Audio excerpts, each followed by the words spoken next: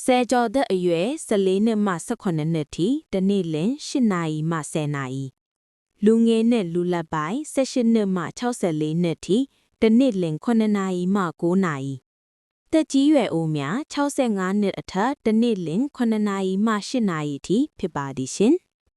အားလုံးမင်္ဂလာပါရှင်ကျမတို့ရဲ့ DKB Channel မှာပြန်လည်ကြိုဆိုလိုက်ပါတယ်ရှင်ဒီနေ့မှာတော့လူတစ်ယောက်အတွက်လိုအပ်သောတနေ့တာအိတ်ချင်ပမာဏကိုတင်ဆက်ပေးမှာဖြစ်ပါသည်ရှင်။အိတ်ဆက်ခြင်းဟာကျွန်တော်တို့ရဲ့ကျန်းမာရေးအတွက်ရေတောက်ခြင်းစားတောက်ခြင်းလိုပဲအလွန်အရေးကြီးပါတယ်။ဒါပေမဲ့တနေ့ကိုနာရီဘယ်လိုအိတ်တင်တယ်လဲ။လူတစ်ယောက်အတွက်လိုအပ်တဲ့အိတ်ချင်ဟာအသက်အရွယ်အလိုက်ကွာခြားပါတယ်။ American အိတ်ဆက်ခြင်းအဖွဲ့အစည်း National Sleep Foundation ရဲ့လမ်းညွှန်ချက်အရမွေးကင်းစကလေးငယ်များမွေးကင်းစမှ3လထိတနေ့လင်14နာရီမှ18နာရီကလေးငယ်များ4လမှ17လထိတနေ့လင်12နာရီမှ15နာရီတနှစ်မှ2နှစ်အရွယ်ထိတနေ့လင်17နာရီမှ14နာရီ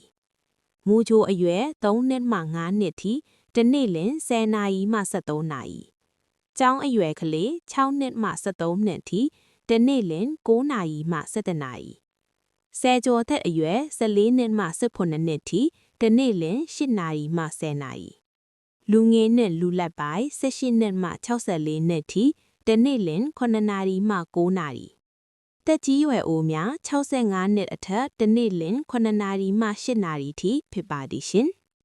ဒါတွေဟာပြန်ညလမ်းညွှန်ခတ်တွေပါတဦးချင်းစီရဲ့လူအပ်ချက်ကျန်းမာရေးအခြေအနေပေါ်မူတည်ပြီးအနည်းငယ်ကွာခြားနိုင်ပါတယ်အရေးကြီးသောအချက်များ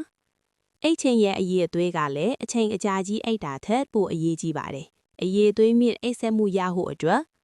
ညတိုင်းပုံမှန်အိတ်ခိန်တက်မှတ်ပါ။အိတ်ခါနီအီလက်ထရောနစ်ပစ္စည်းတွေဖုန်း၊တက်ဘလက်တွေသုံးခြင်းကိုရှောင်ပါ။အိတ်ခမ်းကိုမောင်ပြီးအေးခမ်းငိမ်သက်အောင်ထားပါ။ကော်ဖီလက်ဖက်ရည်အရက်ဆက်တာတွေကိုအိတ်ခါနီမတောက်ပါနဲ့။တတိထားရမှာကအိတ်ချိန်ပြေးဝဟိုးကလည်းအရေးကြီးသလိုအလွန်အကျွံမအိတ်မိဖို့ကလည်းအရေးကြီးပါတယ်။လိုအပ်တာထက်ပိုပြီးအကြာကြီးအိတ်တာဟာလည်းကျန်းမာရေးကိုထိခိုက်စေနိုင်ပါတယ်။ဒါကြောင့်မိမိရဲ့အသက်အရွယ်အလိုက်လမ်းညွှန်ထားတဲ့အိတ်ချင်ပမာဏကိုလိုက်နာပြီးအရေးအသွေးမြင့်အိတ်ဆက်မှုကိုရရှိအောင်ဂရုစိုက်ကြစို့ပါ။ကောင်းမွန်သောအိတ်ဆက်ခြင်းဟာကျန်းမာပျော်ရွှင်တဲ့နေ့ရက်တိုင်းအတွက်အခြေခံဥမြစ်ပါပဲ။အားလုံးကျန်းမာပျော်ရွှင်တဲ့နေ့ရက်လေးကိုပိုင်ဆိုင်နိုင်ကြပါစေရှင်။ကျမတို့ရဲ့ channel လေးကိုလည်း like and subscribe လေးလုပ်ပေးကြပါအောင်ရှင်။